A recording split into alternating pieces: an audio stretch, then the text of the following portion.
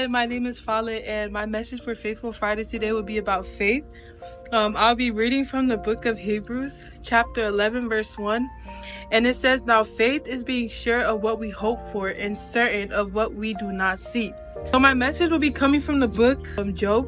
As we all know the story about Job, he went through many obstacles. He lost his wealth, his children, and even his health. So he was going through a lot of hardship. He was going through it physically, mentally. Even after everything, despite everything he was going through, he still kept the faith and he kept praising God and he remained faithful.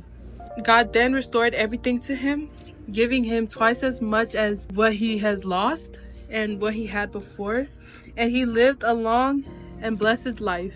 Even though Job went through all them hardships, all them obstacles, no matter what he was going through, he kept the faith in God and he kept trusting and believing in God and praising God. And that is my message to everybody, is to keep the faith. If you're going through a hard time, keep praying and have faith and never stop believing, because God don't put you through storms because he's mad at you or because he thinks you deserve it, but because he has a bigger and better blessing for you and he wants to prepare you for it. So if you're going through a hard time, just always keep the faith and keep praising God.